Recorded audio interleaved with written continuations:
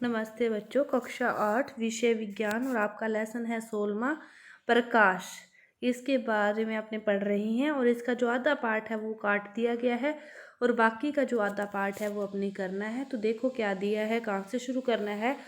सूर्य का प्रकाश सफ़ेद या रंगीन। सूर्य प्रकाश देता है हमें, तो उसका जो प्रकाश है वो कैसा होता है, श्वेत होता है। और उसमें कितने रंग होते हैं, 7 रंग होते हैं। मतलब अनेक रंगों से मिलकर जो प्रकाश बनता है उसे क्या कहते हैं, श्वेत प्रकाश कहते हैं। इसके बाद आता है हमारे नेत्रों की संरचना क्या है। हम वस्तुओं को केवल तभी देख सकते हैं जब अपनी आंखें सही हों या फिर जो प्रकाश है वो अपनी आंखों में प्रवेश करे। तो नेत्र हमारा क्या है, एक ज्ञानेंद्रिय है। तो इसी की संरचना व कार्यविधि को समझना हमारे लिए विशेष महत्व है। तो जो नेत्र की आकृति है वो कैसी होती है, गोलाकार होती है। और नेत्र का जो बाह्य आवरण है वो सफ़ेद होता है और यह कठोर होता है, ताकि बाहर वाली परिस्थितियों से अपनी क्या कर सके, सुरक्षा कर सके। तो मानव नेत्र को एक विशिष्ट रंग प्रदान करने वाले भाग को क्या कहते हैं, परितारिका कहते हैं। क्या कहते हैं, परितारिका कहते हैं। मानव नेत्र को एक विशिष्ट रंग प्रदान करने वाले भाग को परितारिका कहते हैं। और मानव नेत्र की आकृति लगभग कैसी होती है, गोलाकार होती है। नेत्र का बाह्य आवरण सफ़ेद होता है और यह कैसा होता है, कठोर होता है, जो नेत्र के आंतरिक भाग की क्या करता है, सुरक्षा करता है। इसके पारदर्शी भाग को कॉर्निया या स्वच्छ मंडल कहते हैं। मानव नेत्र की आकृति गोलाकार होती है और इसका बाह्य आवरण सफ़ेद होता है, कठोर होता है, क्योंकि आंतरिक भाग की वो क्या कर सके, सुरक्षा कर सके। और इस पारदर्शी भाग को कॉर्निया या स्वच्छ मंडल कहते हैं। और कॉर्निया के पीछे एक गहरे रंग की संरचना होती है जिसे परितारिका कहते हैं। परितारिका नेत्र में प्रवेश करने वाले प्रकाश की मात्रा को क्या करती है, नियंत्रित करती है। इसमें एक छोटा द्वार होता है जिसे क्या कहते हैं, पुतली कहते हैं। जिसे क्या कहते हैं, पुतली कहते हैं। और पुतली के पीछे एक लेंस होता है जो केंद्र द्वारा मोटा उत्तल होता है। लेंस प्रकाश की आंखों के पीछे एक परत पर फोकस करती है और इस परत को रेटिना कहते हैं। रेटिना अनेक तंत्रिका कोशिकाओं का बना होता है और इन तंत्रिका कोशिकाओं द्वारा अनुभव की गई संवेदना को दंत तंत्रिकाओं द्वारा मस्तिष्क में पहुंचाया जाता है। ये तंत्रिकाएं 2 प्रकार की होती है, शंकु और शलाकाएं। शंकु जो तीव्र प्रकाश के लिए सुग्राही होती है और शलाकाएं जो मंद प्रकाश के लिए होती है। रेटिना की संधि कोई तंत्रिका कोशिका नहीं होती। इस बिंदु को अंध बिंदु कहते हैं। और रेटिना पर जो बना प्रतिबिंब है इसका प्रभाव वस्तु को हटा लेने पर तुरंत ही समाप्त नहीं होता। ये लगभग 1/16 सेकंड का टाइम लेता है। यदि नेत्र पर प्रति 16 या इससे अधिक दर पर गतिशील वस्तु का स्थिर प्रतिबिंब बने तो नेत्र को वह वस्तु चलचित्र की भांति चलती फिरती महसूस होगी।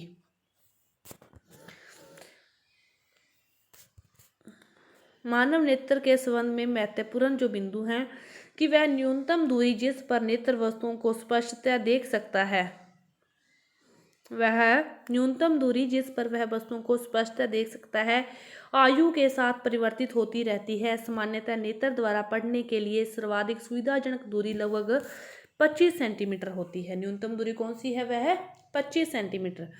और मोतियाबिंद या वृद्धावस्था में नेत्र का लेंस धुंधला हो जाने के कारण इसे चिकित्सीय प्रक्रिया में चिकित्सक द्वारा अपारदर्शी लेंस को हटाकर नया कृत्रिम लेंस लगा दिया जाता है।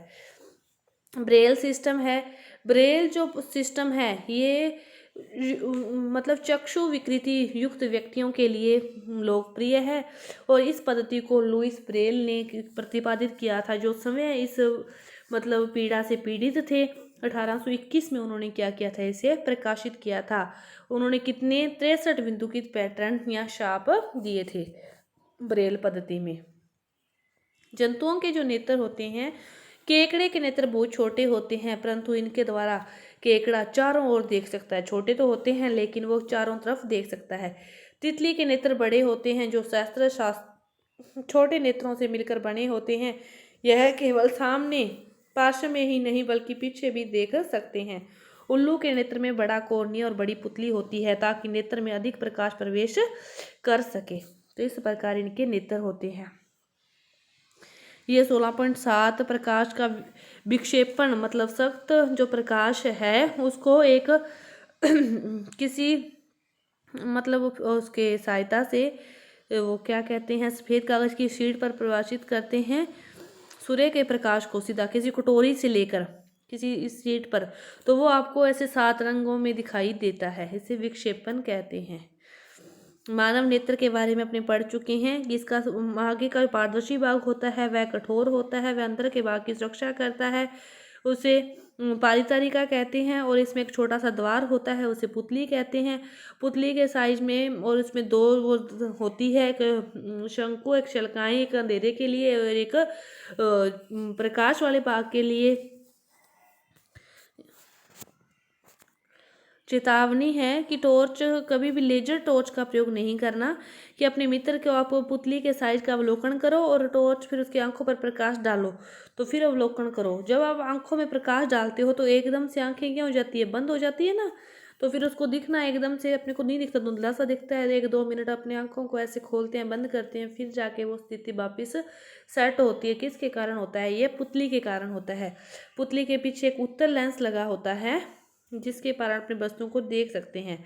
तो देखो इसमें शंकु व शलाकाएं हैं जो तीव्र प्रकाश के लिए और मंद प्रकाश के लिए होती है।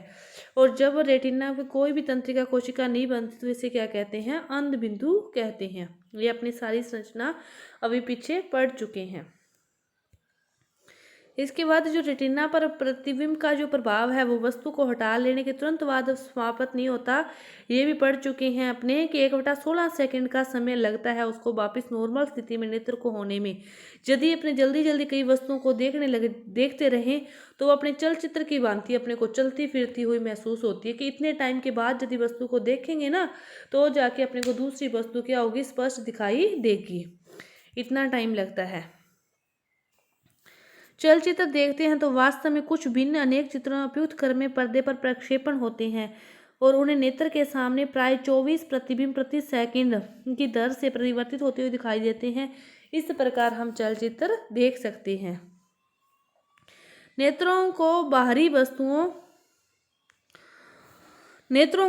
वस्तुओं के प्रवेश से सुरक्षा देने के लिए प्रकृति ने पलकें प्रदान की है कि पलकें बंद हो जाती है तो जो अनावश्यक प्रकाश है वो अपने नेत्र पर नहीं पड़ सकता। तो नेत्र एक ऐसा अद्वितीय यंत्र है जो सामान्य नेत्र दूर स्थित वस्तुओं के साथ साथ निकट की वस्तुओं को भी स्पष्ट अपने देख सकते हैं। तो नेत्र पढ़ने के लिए सर्वाधिक जो सुविधाजनक दूरी है वो लगभग कितनी है, 25 सेंटीमीटर है।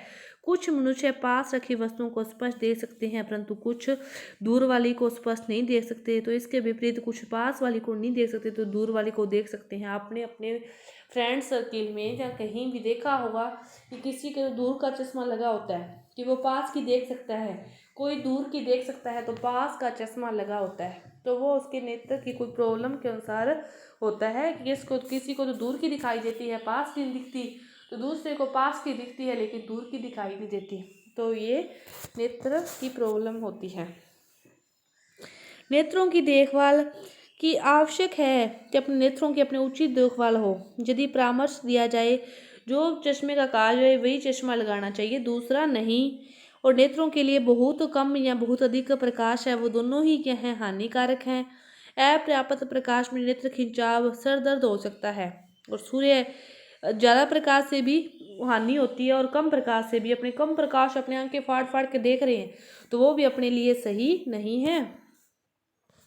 इसके बाद जंतुओं के नेत्र में अपने पढ़ चुके हैं कि जो केकड़े के नेत्र हैं वो छोटे तो जरूर होते हैं लेकिन वह अपने नेत्रों से चारों तरफ देख सकता है। ऐसा है, वो अपने नेत्रों से चारों तरफ देख सकता है।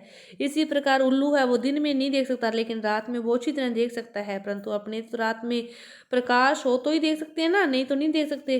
तो इसका अर्थ क्या है, जो उल्लू की जो शल्काएं हैं जो अंधेरे वाले प्रकाश वाली होती है वो क्या है, उसकी बड़ी हैं, तो इसीलिए वो ज़्यादा काम करती है तो इसीलिए वह रात में देख सकता है।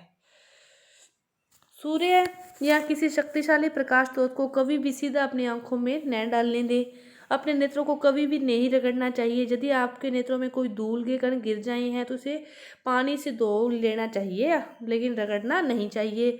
और पठन सामग्री को सदैव दृष्टि की सामान्य दूरी, मतलब बिल्कुल आंख के पास और ज़्यादा दूर दोनों ही नहीं होनी चाहिए, एक निश्चित दूरी पर रखकर ही पठन सामग्री को पढ़ना चाहिए जिससे अपनी आंखों पर कोई ज़्यादा जोर न पड़े।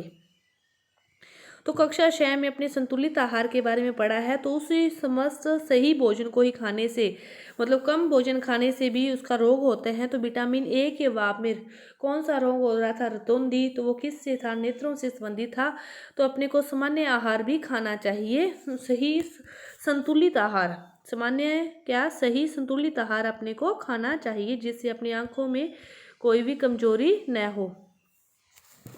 चाक्षुष विकृति वाले व्यक्ति पढ़ लिख सकते हैं। अपने तो पढ़ लिख सकते हैं, लेकिन कईयों के जो नेत्र हैं वो काम नहीं करते, तो वो कैसे पढ़ें? इसके लिए भी कोई मतलब आजकल तो बहुत सारी पढ़ाई चल गई है, जो ज्ञानेंद्रियों के अन्य साधनों के द्वारा भी अपने पढ़ सकते हैं। तो उसी में अप्रकाशित साधन और प्रकाशिक साधन है कि अप्रकाशिक साधनों में चाक्षुष मतलब किसी अपने हाथों से टच करते हुए उसको पढ़ना किसी चीज़ को, या फिर कैसेट से या टैप रिकॉर्डर से या बोलने वाले साधनों से, मतलब बोलने वाले कैलकुलेटर से कंप्यूटर को लगाकर उस प्रश्नों को अपने दिमाग के अंदर सीडी लगाकर मतलब सुनकर या फिर हाथों से स्पर्श करते हुए पढ़ना, ये कौन सी इस चाक्षुष विकृति वाले व्यक्तियों के लिए साधन आए हैं। उसके लिए एक ब्रेल पद्धति भी आई है, जो समय जो एक वैज्ञानिक था लुइस वेल, तो वो इस बीमारी से ग्रसित था। तो उसने एक पद्धति विकसित की 1821 में। उसने उसमें 63 प्रकार के मतलब कोई सूत्र दिए हैं। उसने दे तो दी थी 1821 में, लेकिन उसको वर्तमान पद्धति में 1932 में अपनाई की, जिसने उसने गणित व वैज्ञानिक विचारों के लिए ब्रेल कोड दिए हैं। और इसका प्रयोग करके अन्य प्रकार की अनेक भाषाओं को सीखा जा सकता है जो इस बीमारी से ग्रसित हैं। तो 63 बिंदुकित पैटर्न या शाप हैं, 63 दिए हैं इस प्रकार के, जैसे CAT ऐसे, मतलब इसके ऊपर दिए होंगे तो ऐसे टच करके अपने हाथ से अपनी उंगलियों से टच करते हुए ऐसे पढ़ना। तो ये उसने इस प्रकार के 63 बिंदुकित पैटर्न दिए हैं। उन्हीं को देखकर आगे अब 1900 कौन से सन में 1931 में इसको अपना लिया गया है अन्य उनकी पढ़ाई को लिए। तो ब्रेल शीट पर इसको उबार कर फिर अपने मतलब स्पर्श के उसके ज्ञान को बच्चों को पढ़ाया जा सकता है। अक्षरों को सीखना प्रारंभ कर सकते हैं और इसके पश्चात फिर आगे अन्य अक्षरों को संयोजनों को पहचाना जा सकता है। धीरे धीरे उनके दिमाग का जो विकास किया जा सकता है। तो ये है लुइस ब्रेल पद्धति। किसने दी थी? वैज्ञानिक लुई ब्रेल ने दी थी, जो समय इस बीमारी से पीड़ित था। ये आपका जो पाठ है पूरा हुआ। धन्यवाद।